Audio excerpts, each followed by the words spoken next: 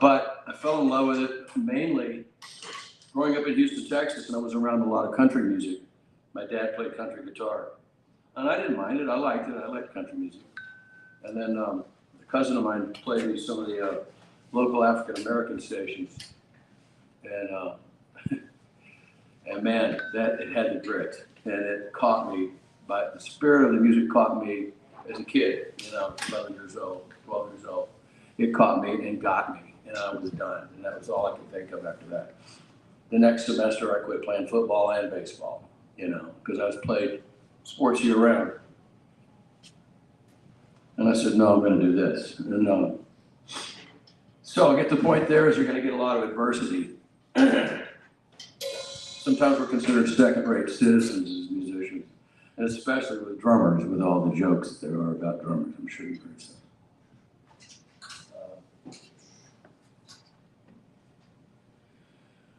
But still, the other thing is, are any of you taking formal lessons? Anybody taking formal lessons from anybody? You studying with someone? Cool. You like the person you're studying with? Yeah. You getting a lot of rudimental stuff? 50-50. Huh? 50-50. Okay. Important, very important. Pay attention to them. It's one of those things that seems boring, but is extremely important for later on. If you get that, you don't have to be a freak about it, but you really have to have the independence of both your hands, the touch.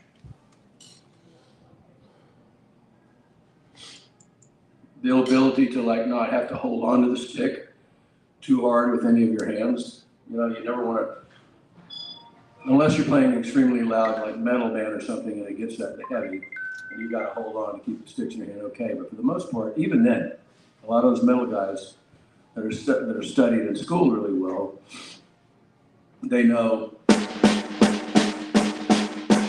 that there's a way to hold a stick to just barely keep it in your hand and let it bounce off the drum. Hello? Hey, Tony. How are you? Good. How are you? Good, good. This is Liz, y'all, from the Pinetop Perkins Workshop Foundation, Clarksdale, Hobson Plantation. There you go. They're doing a lot of great work there at the Pinetop Perkins. In fact, you might want to look into the Pinetop Perkins Workshop. No, not you might want to. You should look into the Pinetop Perkins and think about going, especially if you like this kind of music. If you like blues and roots, you should go there because there's professionals teaching all the time. And I was invited last year, and I had a wonderful time with a whole room full of youth like this. We just had a glowing time every single day, And I suggested you want to pass something out? That's why I'm here. If anybody needs a brochure about it, June 10th through 13th. Yeah, I'll be there again. Where is it? In Clarksdale, Mississippi. You should visit Clarksdale. It's like that's one of the beginnings of time for music.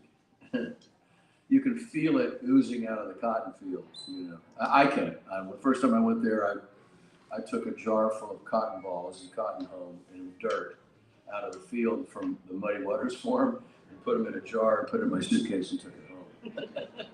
And I still have a couple of jars dispersed to some of my friends in their recording studios and whatnot. So I go, there's a little bit of Muddy Waters for you. Boom, soil. But good. Hey, everything good? Everything good. Glad you made it. Oh my gosh, yeah. Glad you're here. Thank you. Well, we escaped some devastation at my house. So. Did you? Yeah, there was a fire behind 2 blocks behind my house. Oh my gosh. Wednesday night, and when the winds are like that, 2 blocks is nothing. I know. I was worried about you. Yeah, I was too. I got here Wednesday night, and I was on the phone going, "Why did I leave?" Feeling guilty. But is your house still there? yeah, everything's good. We're good. Everything, the winds died down, and all of those fires are gone. Good. And there's a great support system in my neighborhood of people and friends, and all my neighbors. It's wonderful. Good. So my girl is in great shape. Good. Where's home for you? Where is home? Los Angeles, exactly in Studio City, which is just over the hill from Hollywood. Beautiful neighborhood, right up next to the hills. California living, Good and bad, like everywhere, right? We don't have this, but we have the opposite end of the temperature gradient, yeah. But it was all good. So, are you gonna stay? Well, I was just popping in to, say hi. You gotta go see all the other ones Uh-huh. and hang out. All right. Yes. I'll be at the one later on Okay. 1 o'clock. I'll check in with you then. All right, my dear. All Thank you. right, All right. take care. Have Liz fun. Bernstein, give her a round of applause.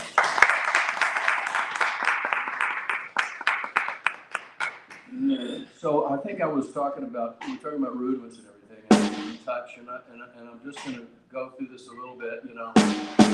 If you come to my house for a lesson and I watch you play, I mean, I could take every one of you, there's enough here, just the right amount here, I could have you all come here and play for a second, and I could correct a few things about your hands that will make things go better for you in the future. Maybe that's part of what we do today. I can talk about music, I can play things, but if, you know, I'm happy to give you moments or whatever of that. There's a Spivak and a Moeller method. You probably read those if you've been looking at any drum books, you know. And the Moeller method is more like a drop stick.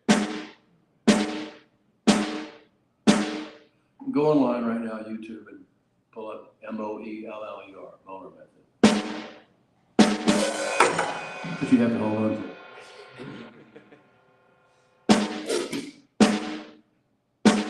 And basically all you're doing is letting the stick bounce.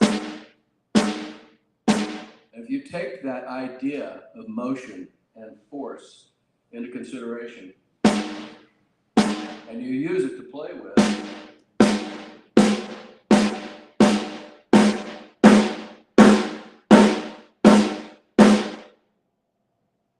barely holding a stick, you can still play loud. All right, you can still get all the volume you're going to need.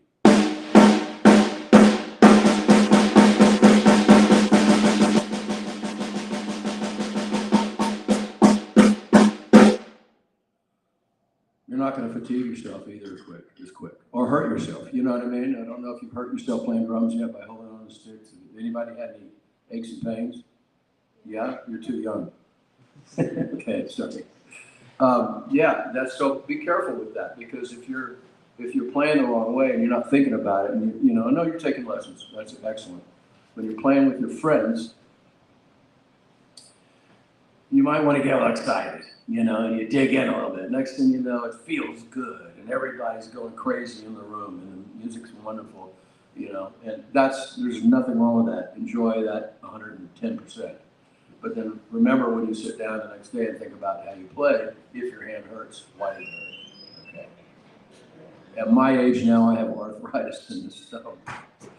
This is not fun, you know. That's probably why I drop a stick every once in a while, you know. But I've done this for 60 years, so. Very important with the hands, Moeller, M-O-E-L-L-E-R, and Spivak, S-P-I-V-A-K.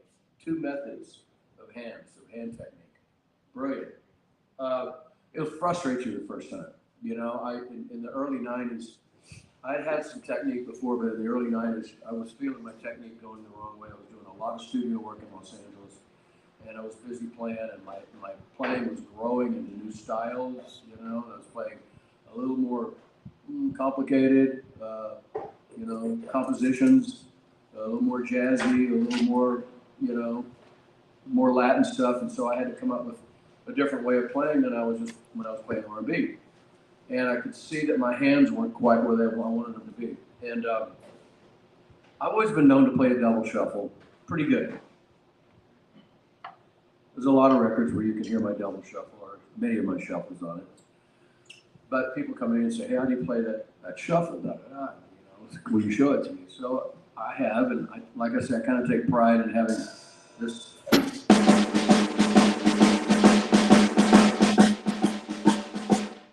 good, pretty decent left-hand shuffle. So I got to take this lesson from this guy, and he breaks me down to zero with my hands. And I mean, I was basically like this trying to play. And he was making me play that simple, make sure that I was thinking about my hands and what I'm doing with them, and this whole fulcrum, and then the leverage, and the bounce. And so I said to him at the end of the lesson, I said, hey man, I got a gig tonight. He said, well, don't try to do any of this on the gig. I said, all right, okay, I won't. Sure enough, I get the gig, and I tried to do it, and I couldn't play with a damn. I mean, I was like, I sucked. I went, oh my God. So I got up the next morning, and I dedicated myself to putting in 20 minutes a day of this particular exercise every day. 20 minutes. Doesn't take a lot, but just do it and make sure you do it. Like you have breakfast, whatever you do in your day, and go out and do 20 minutes of this in front of a mirror. You and a pad in front of a mirror. Look at yourself and look at your hands. And you get to see what's going on. Now you see I got some arm and shoulder levers, all right? Imagine also with this, I had to add this to this whole thing, this whole action here, is imagine you're picking up a baseball and you're pulling it back. And you put your foot forward, and this motion right here thrusts that baseball even further. It's straighter because your body's aimed that way, your whole body's going that way. That's kind of the science behind it. So imagine that from your elbow, from your shoulder. You don't throw your elbows out there, but make sure that your elbows can get away from your body just a little bit. It's best to keep your elbows close, but you've got to have a lot of it. This, then you drop the wrist. Come down.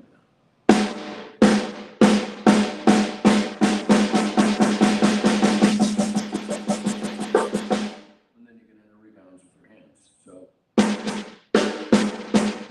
you'll feel all this. It's going to come if you just watch and do it, methodically. 20 minutes a day. Either one, molar or speed back. And it's boring at first. And then take your rudiments. At a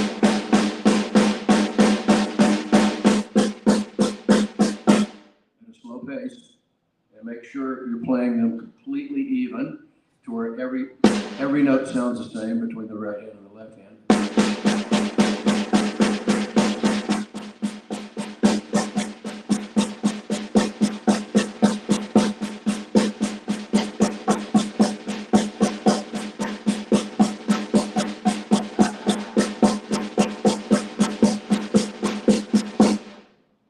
I haven't warmed up yet, so.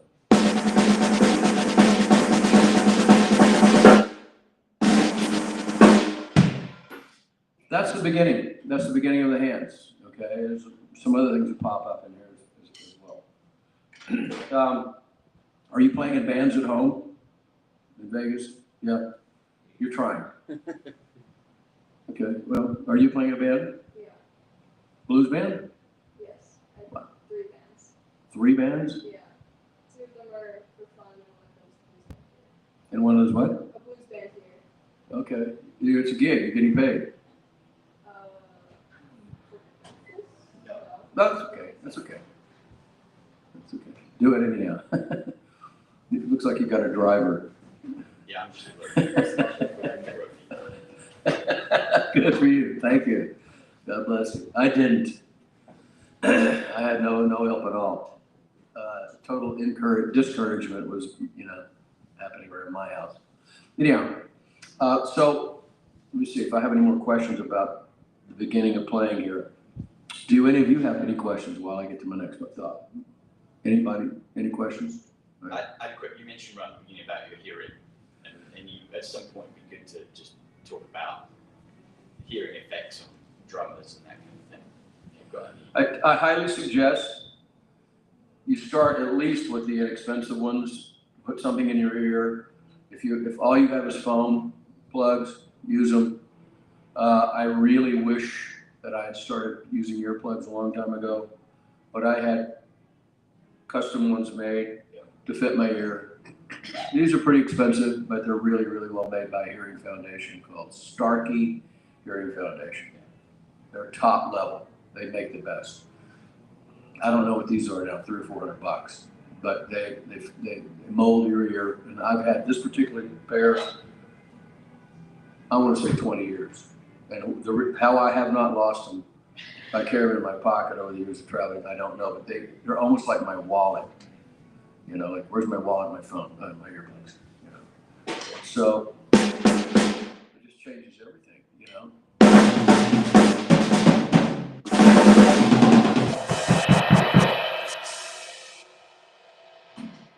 But I did damage my hearing by not doing this in the early age.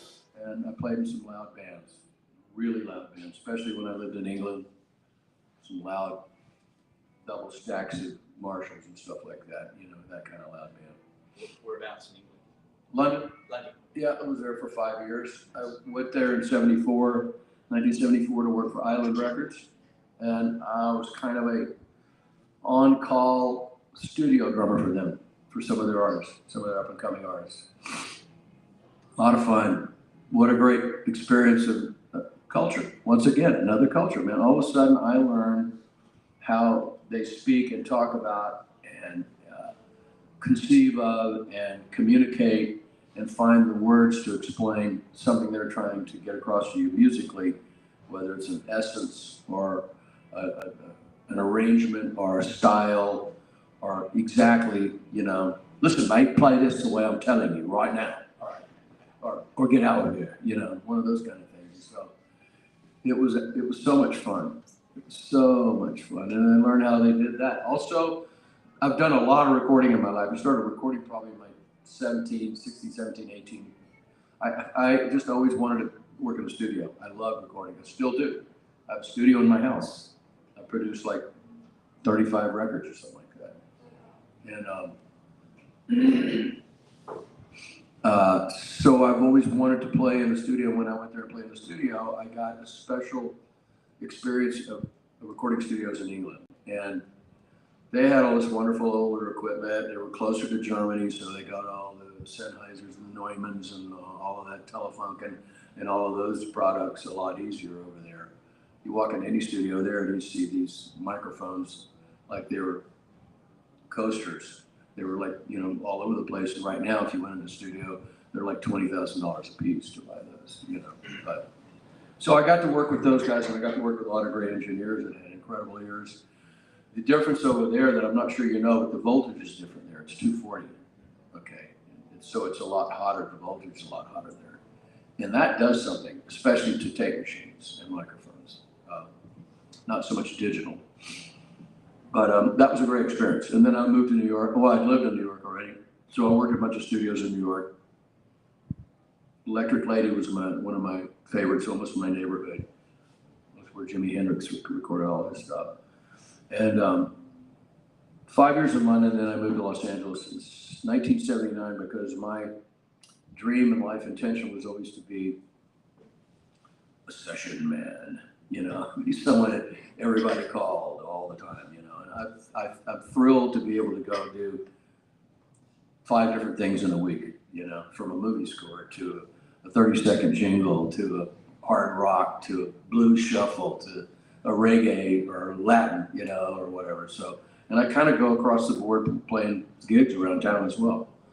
You know, so, and you learn to read well enough that you can understand the language of reading because it's a great way to interpret things more quickly than just talking about them and learning them. And sometimes you sit and look at something, then your mind starts to be able to pick up this graphic knowledge. After a while, you're not going, that's a quarter note, that's a dotted quarter note, eighth note. You don't think that. You don't go, you know, you don't go one, and, you know. After a while, you start to look at those things, and your brain goes. So you get rid of the thinking process in between. You build this whole new sensibility between your eyes and your hands. Your eyes see it, your hands do it. It's really, really a great feeling too when you get it down. You know, at first it's kind of tough, but it's not really that hard. Just look at it long enough, keep doing that. Add that into your 20 minutes and make it 30 minutes a day. Spend 10 minutes reading basic. Just look at them and start getting used to the time value of every one of those symbols. And you'll be able to talk to other musicians a lot easier. You'll be able to understand what other musicians are saying. If some snobby guy walks in the room and looks at you and thinks you're too young, you don't know anything, blah, blah, blah, blah, blah. And he goes, you need to play me with eighth notes at the end of that, but I want the quarter note impression on every one of them, you know, blah, blah, blah, you know, and then tie the last one over into a whole note, please, all right? And you go, well, for me, I just saw it. Okay, I got that. I can play that the next time they count it off. And when you get that language down, it makes it a lot easier. So I impress upon you to learn to read as well. Rudiments or technique. Rudiments. Hello. I'm gonna close this door again, so it's a little quieter for you. Is that okay? Please. Hi, Tony. Hi, honey. How you doing? Doing good. Great to see you. Another Pine Top Workshop person. Thank you. Yeah, they do great work. They do wonderful work. There's a lot of fun. It's like 3 or 4 days of everybody. I get all the drummers in the room, and me and a couple of other teachers. Somebody teaches vocals, somebody teaches piano, somebody teaches bass, somebody teaches guitar. It's just really so much fun. And then by hanging out with people that are professionals, if you're coming up, you get to hang out with them all day and into the evening and have dinner and breakfast and stuff like that. And the stories come out. And once again, the stories are part of the culture and the education. So very important to get yourself out and do all those things. So reading, yes, reading, important. Let's see here. What's next? I made a quick note. Let's see if I can find it. I made some notes last night. I want to make sure I'm not missing those.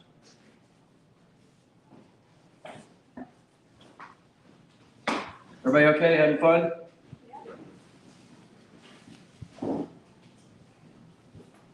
Am I boring you yet?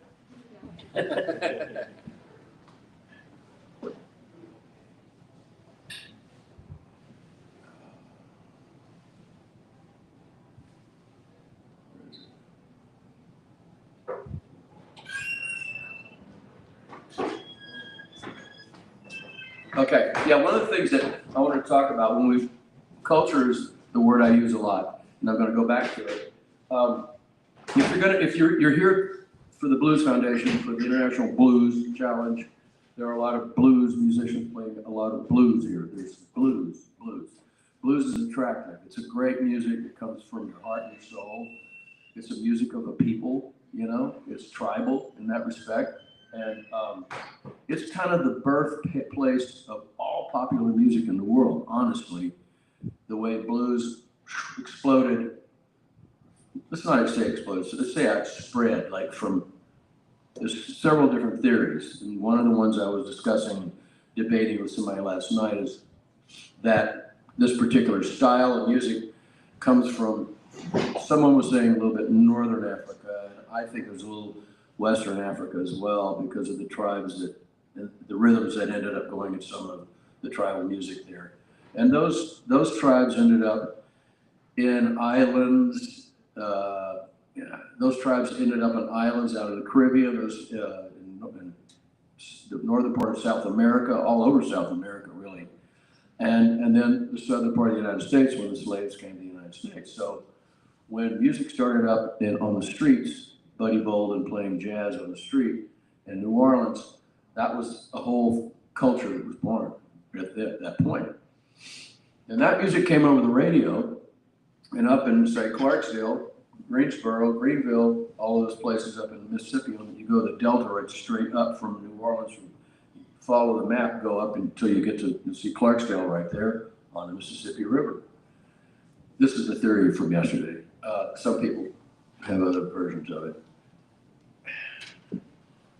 They were hearing the music when the slaves would go to the company store, it's called, to buy their supplies or whatever, or get mail or whatever you did back then, because they lived in shacks out in the country, and they would hear this music over the radio coming off the speakers, and they'd all sit out on the porch. That's why you hear so many things about the porch in blues music. Hey, we're out on the porch playing blah, blah, blah. A lot of music came out of the porch. That's my little small inside theory. And then the music was born out into the Delta, or was spread out into the Delta, and that's where the style of blues that we're all aware of came from, moved up the river to the larger cities. Mississippi River made it go somewhere. That was the main, it's always been the main tributary in North America. So everybody would go up the river, St. Louis, Kansas City, St. Louis, Chicago. Well, many of these people enslaved went to Chicago, and that's how the Chicago blues explosion happened. They all went up there because there were daytime jobs they could get. You know, Buddy Guy drove a wrecker. You know, Muddy Waters had a day job. You know, these people had different, so they moved up there. That music ended up becoming the popular music all over the world. It turned into rhythm and blues, the church, gospel, everything, and all of that kind of fused into the next thing you know, people like Elvis Presley came along, you know, and he took what was already birthed in the blues in a rock and roll style of playing, and he took that and blew it up as a white guy, okay, all over the world. Now Elvis is one of the biggest stars, musical stars in the world. If we sit here and have a conversation about the top 10 musical influences in the world, Elvis would be at the top of that list. So my point here is everything that you're listening to, even now when you listen to modern music where rap is turned into pop, is turned to AI, is turned back into something else, all of those notes and styles and rhythms came from somewhere right here with the blues. It's all there. So you got a great place to start with here. And back to my point again about culture. Study it, study the people, and you study the people around it that were playing it, you get to know more about it. And not just in a general sense, you get to feel more about it, and then you get more feeling from the music when you play it. I certainly have experienced that many times, and I've been fortunate enough to play with Taj Mahal since the early 90s, and we made 5 albums together. And every single one of them got nominated for a Grammy, and 2 of them won. And we were out on the road playing this stuff for people, and they're just floored. It was so much fun to have that opportunity to play that music in front of people, but to feel it from the culture as well, and to know where it came from. Yeah, there's nothing like it playing with, I played with John Lee Hooker, you know, playing one of his boogies and that, and he was just like, wow, I'm on stage with John Lee Hooker, you know. Jimmy Reed, Lightning Hopkins, you know. So open up the books and open up your hearts and let it all in. So should I play some and talk about some styles? I mean, I've talked enough probably. You want me to just play some beats and we talk about those? And I'd love questions, okay? I'd love some questions. I'll do my, I'll do my own shuffle here. It's not mine, it's a double shuffle, the way I play it. And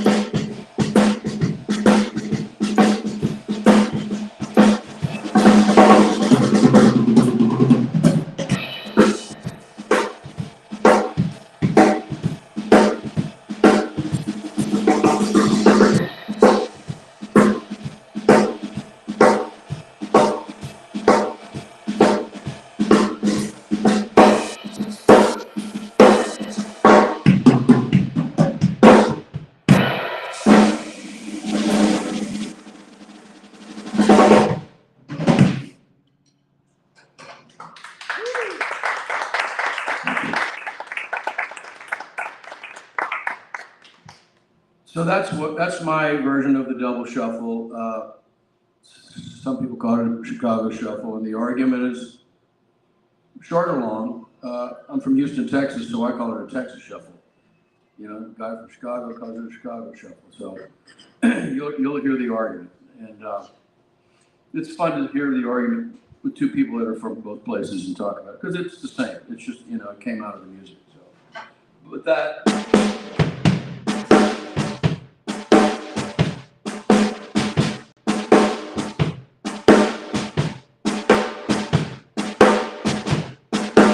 I like to emphasize that 2 and 4 backbeat. That makes it put something in your hips a little bit, you know. So you get to move from it, because if you go,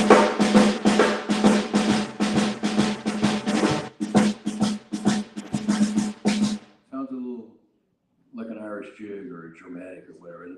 They don't dance really well over there, you know. Then as soon as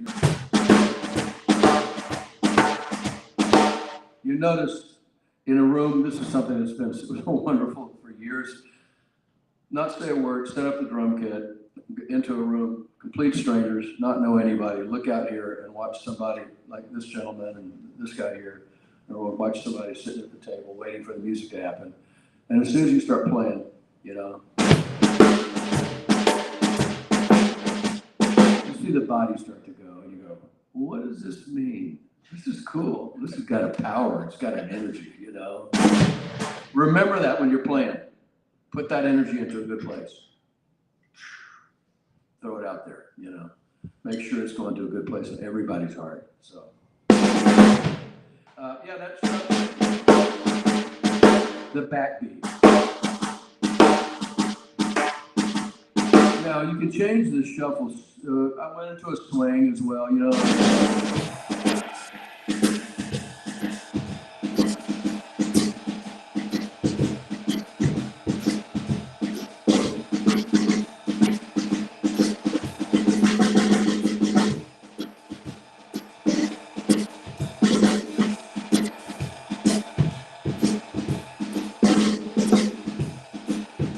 And then you go to the 4-beat.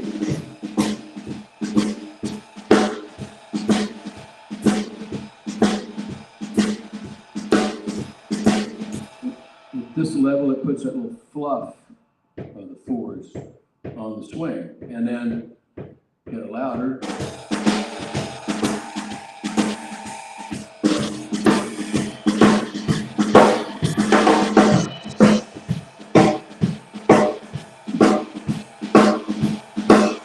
And at this point, there's a big horn section, something really loud, or a guitarist playing a really loud solo. So, you know, to match that energy, you get right up underneath them with this kick drum.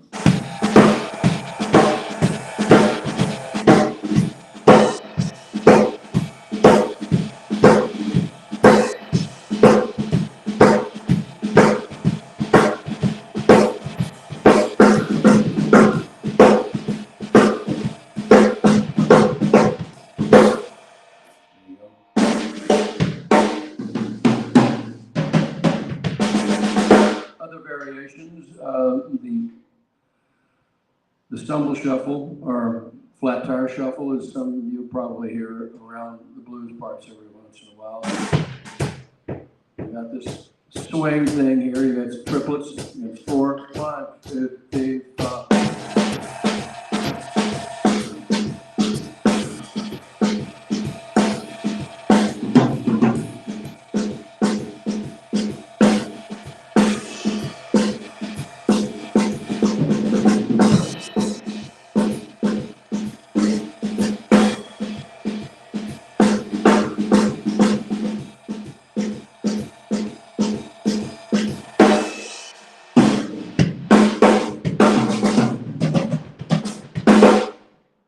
From that shuffle in my book, which you'll eventually see,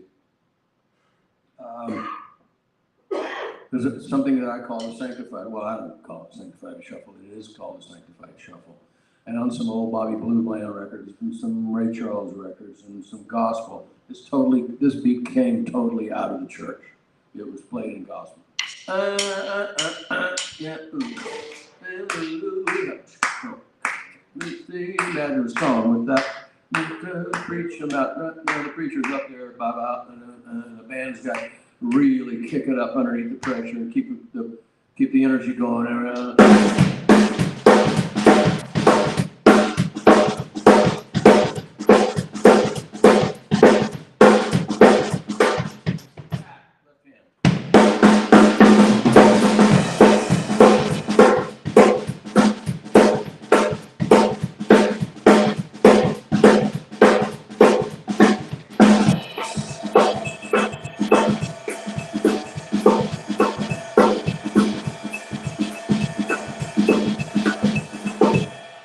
There was one drummer in particular who's been stood out as a favorite of mine since the first time I heard him play, and I didn't know he was the drummer. Later on, I found out, through reading history about it, that he was the drummer. His name is John J-Bo Starks. Amazing. He also played on a bunch of iconic James Brown hits, and he played that particular style of shuffle that I was just showing you on some very famous old classic blues and rhythm and blues records. Okay, the shuffle. Any questions about any of the shuffles? Okay. So you soaked it all up. You got it all. It's good. Okay. Sorry. I have a terrible sense of humor. What's next? How much time we got today? Okay, we started late. Supposed to have an hour, right? Yeah. It's noon now. Okay, I've got another thing at 12:30, so let's go another 10 or 15 minutes, whatever, just so you get your money's worth here.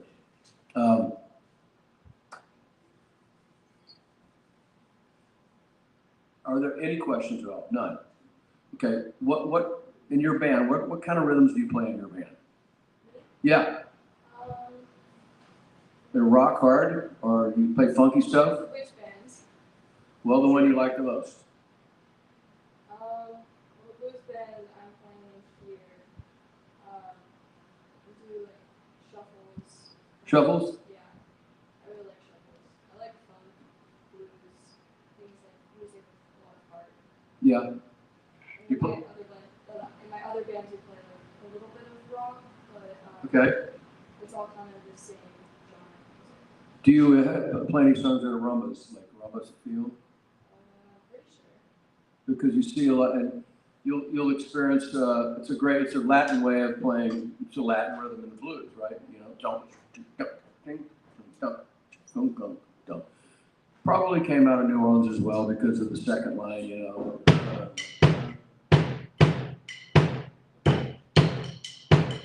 which is clearly Haitian, Yoruban, African tribe. That's imagine that in the jungle, a tribal dance. So those rhythms got onto the street in New Orleans, and in New Orleans, before there was a drum kit, there was only a bass drum player, marching band, and a snare, right?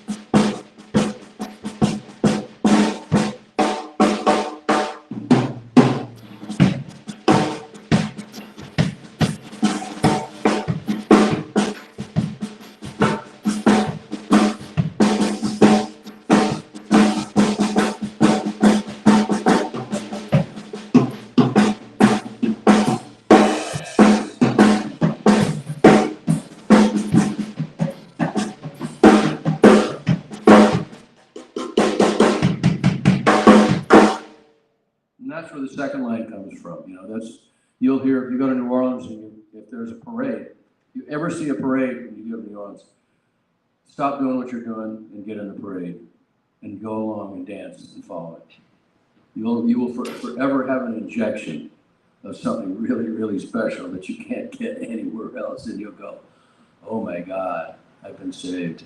You know, it's an amazing thing. Anyhow, that rhythm is a part of a whole many other rhythms. You rhythms you get into Latin music, and you're going to find out as well.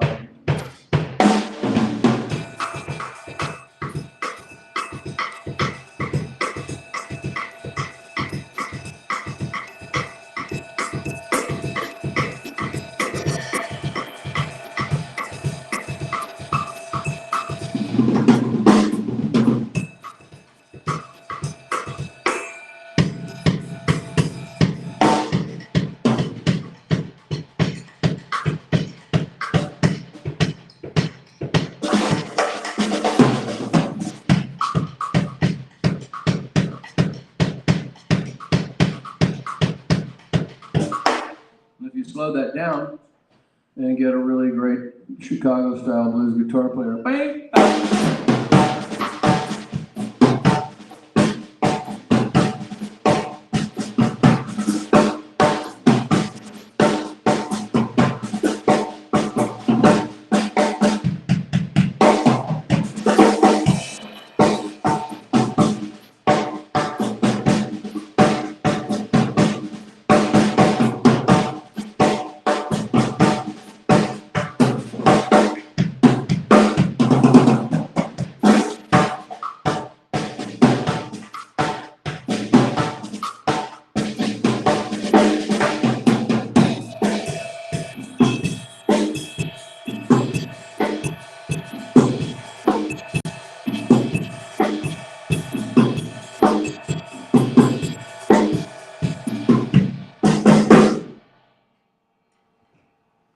You reversed your stick. Sorry? You reversed one of your sticks. A different type of sound, okay? Right? Now listen to it. And I mean, okay, I'm going to hit the same volume.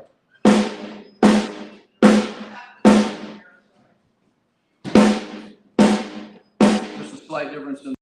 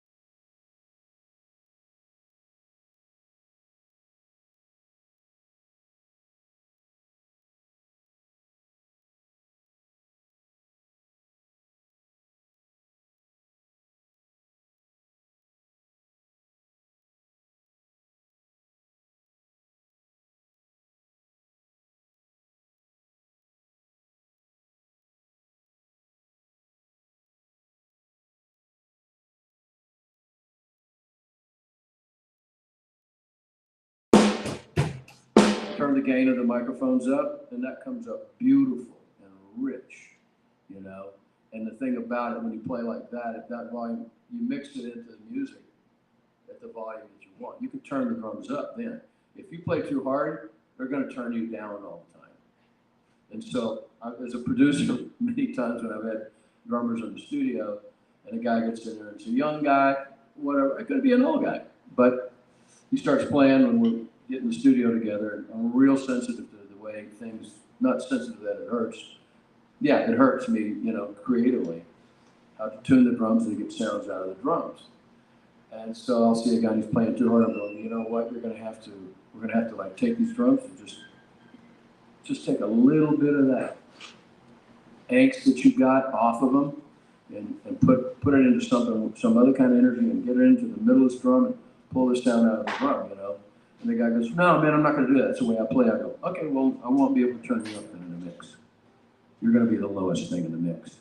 You're gonna be barely able to hear the drums because I don't like the way they sound. Oh, okay. And I've had several young guys go away with like going, hey man, thanks, you know, I'm gonna play differently now. I don't have to play as loud. No, you don't. You don't. He tells you to turn down, just remind him it's a drum, it's loud.